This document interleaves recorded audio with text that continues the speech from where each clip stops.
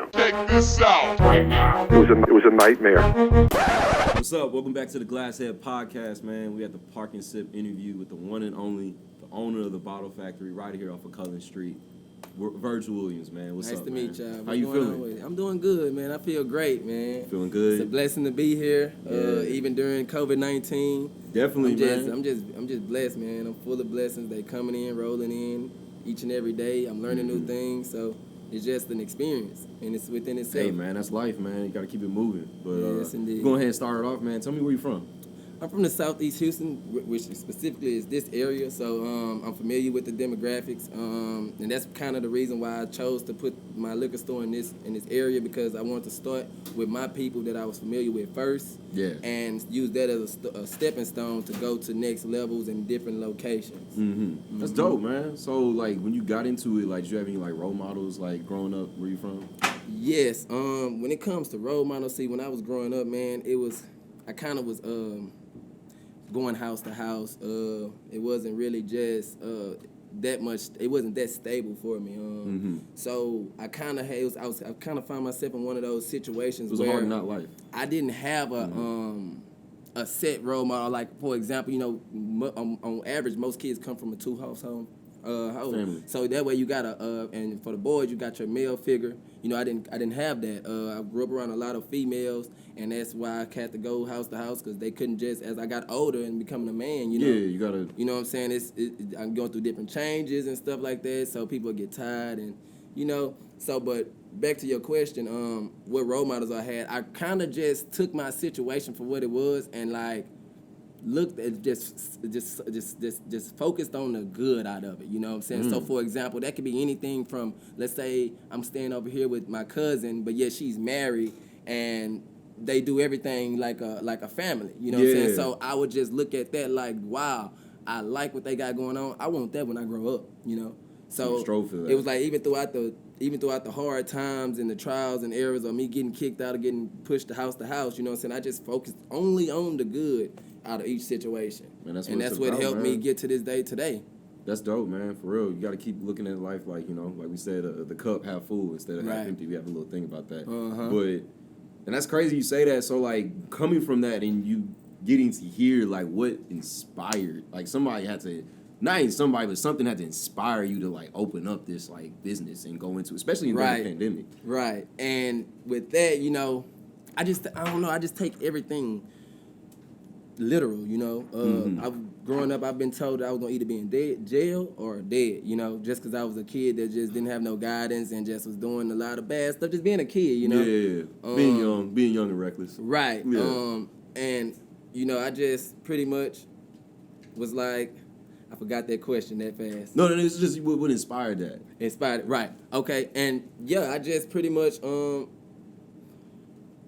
what inspired me to do this is I knew that working at a 9-to-5, I'm familiar. I'm used to getting raises. I'm used to getting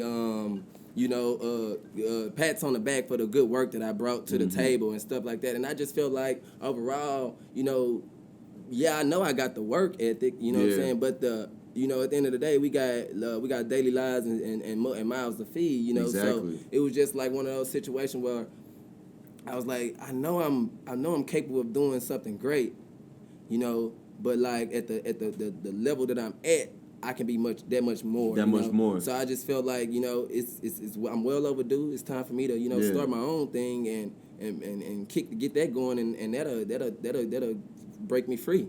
Dog, that's actually dope, because honestly, man, like, seeing that parallel where you're having that, wow, like, I can be so bad at so many different things. Right. But then it's like, and you hearing it too, people telling you, like, bro, you ain't gonna be nothing, you ain't gonna do this.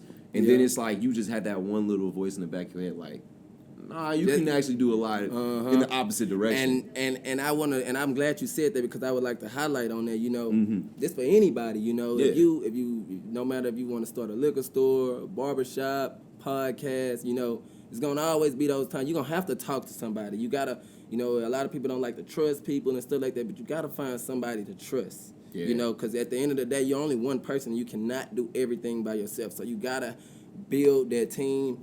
it is detrimental to your success. If you don't got that, you know, it's gonna be that much harder. I'm not saying you can't do it, but why work harder when you can work smarter? You know what I mean? And dude, yeah, no, seriously. And honestly, that's like right on the nail, honestly, dude. Because honestly, you see so many different things happening to certain different businesses, different groups, where they try to strive to something, and then it's like, life happens. You know what I'm saying? They just allow certain shit to just...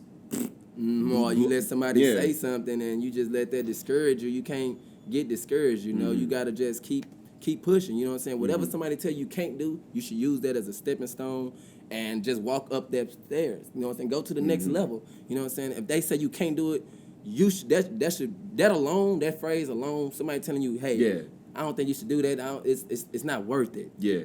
Well, you should take that alone and just use that as like, I'm gonna show you why this is worth it. You know what I'm saying? And if you compare the two, you know what I'm saying? Because some people, you hear somebody say something, you in the back of your head like, dang, why you used to being so negative? You know what I'm saying? It agitated you, but just on that flip side, you thinking like, but let me show you what this is capable of becoming and what this is capable of doing. And that fuel right there is just it's more fire to that fuel versus that negative fuel. You know what I'm saying? That negative fire. So, you know, you just stay to it, man. Don't give up. Keep going. Honestly, bro, and you're a living testimony to it because it's honestly I know this guy. Went to high school with him, man. Yes, like, indeed. you know what I'm saying? His freshman year algebra class, and just seeing, you know, all the talks that he's talking about, man. It's like, I've seen that, man, being young and reckless. You know, I was around all that. You know what I'm saying? Like, we could have, could have fell off the bandwagon, man, real quick, man. Yeah, that's crazy. Hey, wait, bro, we was just young, and then it's like we had so many different people coming to us and telling us, you know, like you couldn't do this, you couldn't do that, right? But just like I said, you a living testimony, man. You have your own business, you operating. So like, I want to go ahead and get a little bit more into this, just being in the physical testimony of it all. Oh yeah. Like, how did this come about? Let's go ahead. Get into that. So one of my little things that I live by is like, I know I work hard, and I party that much harder. Yeah. I remember earlier in the interview you asked, you know, about how did I come about the name, and that was, like I said, everything is literal with me. You know what I'm saying? I work hard and I play hard. You know what I'm saying? With that being said, you know what I'm saying? Liquor, you can't have no party without alcohol if you're 21 and up, you know, and that's where we at with it. To be honest. And if you think about a factory, any factory, that is like some serious work, you know. So the bottle factory, you know what I'm saying? I didn't think too hard of it, you know what I'm saying? I just took it that much literal, you know what I'm saying? And it came straight from me. I'm a hard worker, you know, and I like to party, you know what I'm saying? And I knew I just wanted to stay around the party atmosphere while working hard at the same time. Exactly. You know what I'm saying? And with that being said, you know, with the liquor, you know, liquor is a competitive, you know, it sells to anybody, you know what I'm saying? Liquor sells itself like a car or anything else like that. If somebody comes to the car lot, the fact that they are there, that car is already sold. Exactly. You know what I mean? So that's the same thing with liquor. But it's a competitive industry. It's very competitive, you know. By it being like that, you know, that person don't have to buy from you. They can go right next door and get the same thing, you know. So that's why, you know what I'm saying, that's where the hard work comes in with it. You got to be competitive with your prices, sales, you know, marketing techniques. All of that matters, you know, because at the end of the day, it's not about what you want, it's about what the people want around you. So if you, long as you know what I'm saying, do it, give what the customers are asking for, you'll be all right. Yeah. Okay, man, that's dope, man. And honestly, like, you don't hear a lot about businesses catering to the customers and catering to their clients, because I know that you were doing, like, you know, promotional events, you know, doing clubs, doing stuff like that, and that's all about, you know, catering to people, because you got to get those people in, you got to get those people, you know, you got to convince those people to, like, yo, I got to break you off some bread, you know what I'm saying? It's a skill at the same time, like a craft. So it's crazy that you took that and was like, yo, how about I just throw this into like a liquor business, and it becomes something so more than what you thought it was going to be. Right, and it actually have, you know, I mean, there's still goals that I haven't met yet, but for the most part, I can honestly say, like, with this event alone, you know, I planned it out probably about a week ago, you know, and I didn't expect it to be where it is now, you know what I'm saying? Wow. Everything is official. I mean, I don't know, well, how can I put it? I try not to put high expectations on certain things. That way I don't have to worry about, you know, if let's say if something do go left, okay, my standards wasn't that high, so it don't Expect affect the me as unexpected. much. I just learn from it, you know. Exactly. So, yeah, that's pretty much how they came about with this. Okay, but that's dope, man. Because honestly, when you say it's like, you know, I didn't even mean to make it that official. This that, and it's like you're an official liquor store, right. You know what I'm saying? So of course it's gonna be official because the place of business. And I'm starting to see that more and more. Like the vendor came, they seen us with our setup, getting our setup together, and they was like, hey, I want to be a part, you know. And I'm just seeing that, like, you know, you just got to start somewhere, you know. Honestly, do it. Honestly, before I got into the liquor business, I was like this close to going into the nightlife, and I was thinking about opening up a club, but I changed my mind because I felt like, you know, it's more specific, it's more details when it comes to opening up a nightclub versus a liquor store. Yeah. You know, and this is something that I can, you know what I'm saying, I feel like I can manage more, and I can also learn a lot from it that'll lead me to, you know, opening up my own nightclub or whatever the case may be. Mm-hmm. That's dope, man. And so also I want to go ahead and just get a little bit more into the background of the business. So what entails bringing in, because I remember seeing on social media, you know, the crates coming in, people pushing stuff around. Right. And then eventually, like, you know, you posted a picture and it was like, boom. Yep. Bottles. I remember that. The Bottle Factory. We here. I remember that. Ain't no like just talking. We here with it, bro. This is the Bottle Factory. So Yes, like, indeed. I know this is like, bro, you have Honey Jack. I see Jim Beam. I see McCormick, Seagrams. I see you got obviously the Patron. Yes, Silver indeed. Sea, all that, we got man. Silver and Repo. Yeah, man. It's like, then you even got we got the mixers. Yeah. Yep. So like, you obviously have a good connections. You got good handles in that. How did that come about? So that goes back to my jobs. Actually, that picture that you seen of me, or the one guy that was bringing in a load of alcohol and stuff like that. Well, that was actually my colleague. I used to work for that beer company, and that's with all my Who's the jobs. name of the beer company? HDC, Houston Distributing Company, and they carry Miller Lite and Coors Light products. My supervisor, he opened my account for me. My old supervisor, you know, but That's real dope, man. Yeah, that's that's crazy, major, bro. And it's just like, I don't know, like when like thinking about a day job, I don't just go for it. A lot of people go for day jobs for the money. Now I do go for the money because at the end of the day, I just can't get no $9 an hour. You know what I mean? No. But at the same time, it's not all about the money. You know what I'm saying? You got to go for the experience and stuff like that. And I can honestly say, when I was working there, that's really the reason that really motivated me more to kind of get more on the alcohol and the party side of things, lock that in, because I was to talk to liquor store owners and I used to see how they operation go, just kind of how I do with when the guys come and deliver stuff now, you know what I'm saying? And I really feel like by me working from that on that end and then transitioning over to the owner of a liquor store, you know, I learned like inside hacks that you know what I'm saying, that'll help me, you know what I'm saying, from like anything getting broken, stolen, you know, or just being on both sides of the field, you know. Yeah. So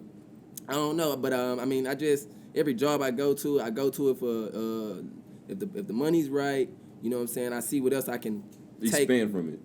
That I can take and expand, like you said, from that, you know. And in that situation, in that case, I joined that job just specifically because I wanted to understand alcohol and beer more, the commodity of it, as well as I wanted to talk them. I want to be that much closer to, you know, other entrepreneurs and just get they feedback on certain things, you know. And it helped me a lot, actually an awful lot. Some of those guys told me the different distributors that I can go through to get certain things for cheaper or at certain prices. What else? Some of them, they just, I mean, once I showed them that I genuinely wanted to know what they had going on, you know, they just opened up to me and told me everything, you know, that they could. What they could, when they give you the advice. And I just sat there, listened, and took notes when I could, and, you know, now we here today. I fast forward a little bit, and I just applied those notes that I took from all those years and just took it step by step. You know, it ain't a rush. It's not a race. It's a marathon. It really is. It's a process. You gotta trust the process. Right. You know what I'm saying? So as long as you on your own time, man, you'll be all right, and it's actually fun. And I also want to say this, because I don't look at L's when people say the word L's, I don't look at it as an L. It's a lesson. You learn from it. You know what I'm saying? And actually, you can't win without no lessons. You know what I'm saying? You got to learn, like, how do you know that you did something successful if you didn't fail from it? You got to learn from your mistakes. You know what I'm saying? So I say that to say this. You know what I'm saying? Whenever something's not going right, you know what I'm saying? Instead of getting mad or angry or, you know what I'm saying, throwing something at the wall, take the time out to think about what went wrong and how could you have went about it differently. Yeah. And that's how you get and that's the blessing in the curse. You know what I'm saying? Dude, and you'll learn everything you need from that. You don't even hear that a lot. You know what I'm saying? That's my first time actually I think I've ever heard somebody say, you know, I don't even look at L's like as a loss or I'm looking at it as a lesson. Yep. Like you're trying to change the narrative on what an L is, and that's dope, bro. Now, if you keep that, you take that lesson and you keep on doing the same thing and not changing anything, that's the definition of insanity. So you got to, and that's a thin line, you know, because a lot of people, you know, go through that. But you know, you got to be stronger than that. Just really think, you know what I'm saying, and that all comes from the love of the business, whatever it is you're in. You know what I'm saying? You're not gonna be making money like that. You might be in debt, you know. You know what I'm saying? So you gotta create love for this business. You gotta nurture this business like it's a baby. You know what I'm saying? So once it grow up, and they become a doctor or it gets go get his doctorate, you know, that's when it's gonna take care of you. You know? So you gotta do everything. Everything in the beginning is very vital. You know what I'm saying? So don't let up and don't be discouraged. Stuff is gonna happen. There's no way around it. Whether you doing the business or not, you still gonna have problems. So I mean, you might as well take a chance. You know what I'm saying? Dude, life definitely. is too short. You know? Got to, man. And it's honestly, I see it as like almost like it's like a train. You're on this train, and it's like, you ever seen Divergent? Yeah. Oh yeah. When they jumping Convergent, off, all that. It's when they jumping off the train. There's like a point where they're like, well, you got to go right now, man. Like they were like, well, what happens if I don't go? And they like, we don't know. Nobody ever didn't take the jump. Right. You know what I'm saying? So it's like, if you don't go, then you just get left. That's what you do? Exactly that. I'm out. You know what I'm saying? I ain't about to be left back. So it's like, that's dope, man. You took the jump to like, you got all this negativity. You got all these people coming at you and saying you're gonna be this, you're gonna be that, and then you like, well, nah, I don't want to do that. You know what I'm saying? I'm not gonna listen to that, and I'm gonna take that jump to being something more than what everybody expects me to be. You know what I'm saying? I think a lot of that motivation, what helped that motivation, you know, aided that motivation, I should say, is, you know, just looking at my own situation. You know, I really had it tough. You know, do not judge a book by its cover. I know I might talk nice, I might got a lot of things going on, but I really, really had it tough. You know what I'm saying? Like, I didn't have my parents in my life in my early stages, you know. And that alone, you know, I used to see that as a kid, and that just did something to me, you know. So I don't know. I just feel like even right now today, I just feel like I'm on a time schedule. Like, time is money. I don't got time to be wasting my time. You know what I'm saying? Everything gotta be it gotta be meaningful, and it gotta be impactful. You know what I'm saying? It gotta mean something. It gotta have something behind it. It gotta hold some substance. You know, but if we just out here just doing crazy stuff, you know what I'm saying? That's how you find yourself dead or in jail. You know what I'm saying? And I hate to say it, but I lost a lot of friends like that. You know what I'm saying? And it hurt me to see that growing up as a kid. You know, and I'm only just 23 years old, so these guys ain't even seen I haven't even seen their life yet. You know what I mean? So, you know, you gotta be professional and serious about everything you do. You know what I'm saying? That's dope, man. You definitely keeping that energy going, man. Like, sorry for the lost ones, bro, but you keeping the energy here. You keeping their legacy moving, and that's beautiful that you're doing that, man. Yes, indeed. But we do have this one little thing. I'm gonna go ahead and address the elephant in the room. We are in the liquor store. You know what I'm saying? So, like, I'm gonna go ahead and ask, bro, like, what's the most craziest, like, thing that, like, you've experienced being in this liquor store or just in the liquor business? You know what I'm saying? Because I know it's like, you know, people probably come in like, oh, I'm about to buy like all this Henny up and I'm about to go do something crazy with it. Like, situations like that, you're gonna see a lot of that today, actually. You're gonna see a lot of that today. But like the most craziest thing was, I don't know, I was having a good day, and I had a customer come in. The lady actually, I don't know how that process goes because I've never been married, but I'm assuming that she was in the process of getting, or I don't know if she just found out that they wanted to get divorced or something like that, but I know they was separating. And she came in normal at first, and you know, she just got to talking about, we was talking about alcohol, or whatever. And one thing led to another. I said, when we finally decided what bottle she's gonna get, you know, I always crack a little joke. I was like, you know, you and your husband, you know, don't be, you know, I said something crazy down the line, like, Press the button. Don't go too far. I don't get too crazy tonight now. And that's when that opened up that conversation. She let me know. She was like, oh, no, we just kind of cut it off and stuff like that. And I was like, oh, really? You know, I ain't want to get too much in her business, but since she was telling me, she felt comfortable enough telling me, you know, I asked certain questions, and one thing led to another, you know, and she was just like, she just started pouring her heart out to me, and I just was like, you know, I was kind of shocked, like, I don't know what to do. I never had this, you know what I'm saying? And I got customers about to come in and stuff. Yeah. But you know what I'm saying? I was just talking to her, and she just broke down, you know? So I think that was the most outrageous thing I've seen in the liquor store. Like, she broke down right then and there. Yeah, she broke down right in there. She was talking about her husband and what she didn't even really, I really don't even know what all happened. Like, she was about to start telling me, and she said one thing and one more thing, and then she just started crying like she was thinking about it. So this had to just be fresh on her mind, and she just wanted her a bottle or whatever. You know what I'm saying? She got some cheap. So she got some cheap. She got some Taka vodka, but like Taka vodka really do the trick. You know what I'm saying? You know what I'm saying? You know that from the party days. Like you mix that in some jungle juice, like them people gonna be out of there. It's gonna do something. So yeah, you know. So she had some cheap stuff, and that let me know like she really was trying to get lifted. She didn't get no chasers with it or nothing, no ice. She just wanted straight bottle. You know. So you know what I'm saying? I really kind of froze in that moment, in that specific moment, but. Just me being an understanding person and caring person about people, you know, I hooked her up. I gave her a discount. You know, the least I could do. From my angle. You know what I'm saying? As a liquor store owner, you know, so I gave her a discount so she won't have to spend her last. I don't know what, you know what I'm saying, what's going on. All I know is they going through a breakup, a marriage breakup. You know what I'm saying? So who knows? The husband might got all the fun. So I just thought like if I give her that discount, you know, so I can be helping her out. You know, a little joy, a little help. All right, just give it a little brighten up the day or some way. You know what I'm saying? So I tried. I don't think it worked. Dang, man. But she did have a feel for some Taka vodka, so that was pretty good, I guess. Look, man, we crazy story. I was not expecting that. You know what I'm saying? I'm pretty sure our viewers weren't expecting that either, but that's crazy, man, that you experienced that. But just in that like light of just like, you know what, I'm gonna try to brighten this person's day up. That's dope that you was trying to do that, bro. Yeah, I mean, it's the least I can do. You know what I'm saying? I don't really I'm not a big fan of Taka vodka. You know, I know my crowd it ain't something that my crowd will go first, come in and get first, you know. There's more just one more question. What's the most like bought bottle out of here? Like what's the most bought brand? Oh, my most bought bottle right now is either out of 3 actually. It's kind of a tie. It's either Grand Marnier, Hennessy, or Don Julio. Wow. It's out of those 3. Okay. But right now, as of right now, I want to say Hennessy is leading right now, and then Don Julio, and then Grand Marnier. So in that order.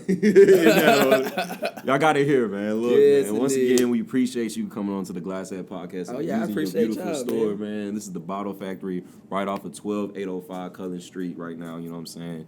Park and Sip is about to go live in 5. Please come over here, see this man. Great energy. Even just for advice, you want to like, yo, like, man, what's I'm up? always open to talk. You know what I'm saying? Like, I'm trying to get going, man. What did you do? Yep. We'll talk to this man. It's Virgil Williams right here on the Glasshead Podcast. Anything else you want to shout out before we go? Yes. I want to end it with my quote. Okay. And it goes like this. Your time is never wasted when you're wasted all the time. That coming from the Bottle Factory. Boom. See y'all at 2. Hey, this is the Glasshead Podcast. You already know we got it going on here. We'll see y'all later. Most facts.